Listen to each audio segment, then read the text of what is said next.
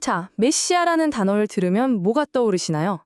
아마 대부분 어떤 종교적인 구원자, 뭐 그런 이미지를 생각하실 텐데요. 근데 그거 아세요? 2000년 전 사람들이 기다렸던 메시아는 생각보다 훨씬 더 현실적이고 심지어 정치적인 인물이었어요. 그들은 대체 뭘 바랐던 걸까요? 오늘 이 메시아라는 단어가 원래는 그냥 왕을 뜻하는 말이었다가 어떻게 나라를 되찾아줄 해방의 상징으로 바뀌게 됐는지 그 기나긴 역사를 한번 쭉 따라가 보겠습니다. 네, 그래서 오늘 우리가 떠날 여정을 간단히 보면요. 먼저 기름 부음 받은 왕, 이게 원래 무슨 뜻이었는지부터 시작할 거예요. 그러다가 왕국이 통째로 무너지는 엄청난 위기를 겪으면서 이 희망이 어떻게 회복에 대한 열망으로 바뀌는지 볼 거고요. 그리고 페르시아, 그리스, 로마 이런 외세 지배를 받으면서 그 기대가 어떻게 점점 더 구체적인 모습으로 완성되어 갔는지 그 마지막 단계까지 함께 가보시죠. 좋습니다. 그럼 모든 이야기의 출발점이죠. 도대체 메시아라는 말이 처음엔 무슨 뜻이었을까요? 여기서부터 한번 시작해보죠. 이거 정말 흥미로운 지점인데요. 메시아, 히브리어로는 마시아흐라고 하죠. 이 단어의 뜻이 기름 부음 받은 자인데 이게 처음부터 미래의 어떤 엄청난 구원자를 가리키는 말이 아니었다는 거예요. 그럼 누구였을까요? 바로 지금 현재 왕좌에 앉아 있는 통치자, 그러니까 이스라엘의 왕을 부르는 말이었습니다. 그냥 왕이었던 거죠. 자, 이 타임라인을 보시면 특히 다윗 왕 시절이 중요해요. 이때 바로 이스라엘 사람들이 생각하는 가장 이상적인 국가의 모습, 어떤 황금기의 기준이 딱 만들어집니다.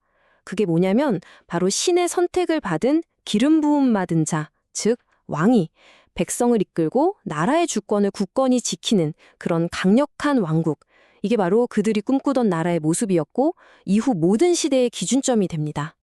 그런데 말이죠. 만약에 그들이 이상으로 삼았던 그 왕국 자체가 송두리째 무너져 버린다면 어떻게 될까요?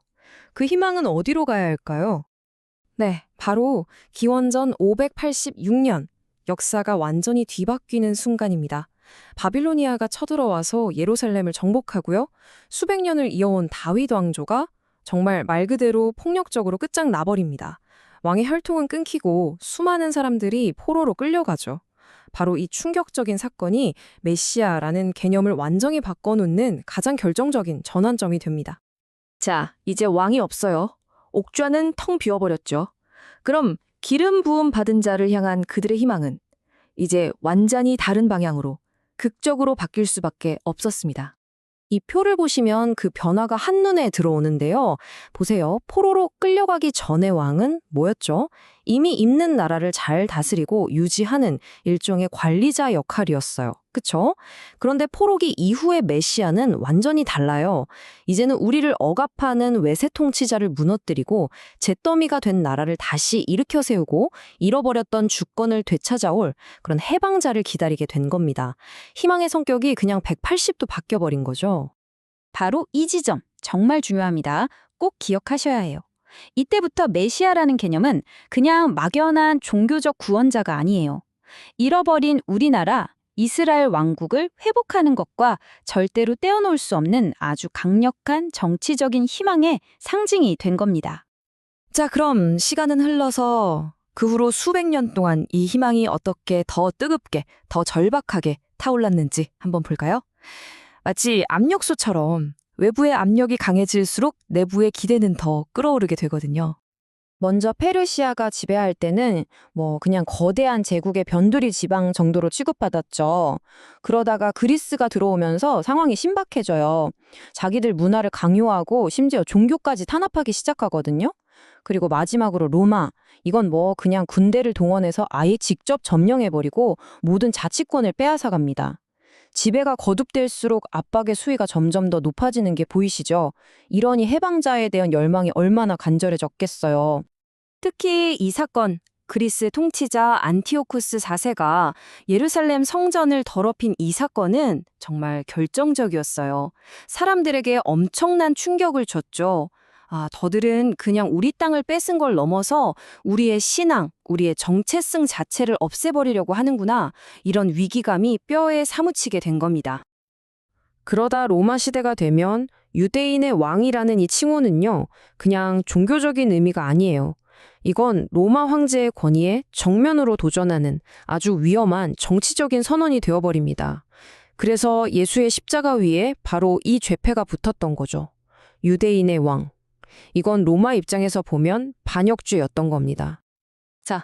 이렇게 수백 년 동안 외세의 지배를 받으며 억눌려 왔습니다. 마침내 1세기가 되었을 때 사람들의 마음속에 응축된 그 기대, 그 메시아에 대한 마지막 그림은 과연 어떤 모습이었을까요? 이 길고 긴 억압의 역사는요, 결국 하나의 아주 구체적이고 강렬한 기대로 모아집니다. 1세기 당시를 살던 유대인이라면 누구나 마음속에 품고 있었을 그 질문, 우리를 구해줄 그 메시아는 도대체 어떤 모습으로 와야 하는가? 이게 얼마나 보편적인 생각이었냐면 심지어 예수의 가장 가까운 제자들조차 똑같은 생각을 하고 있었어요.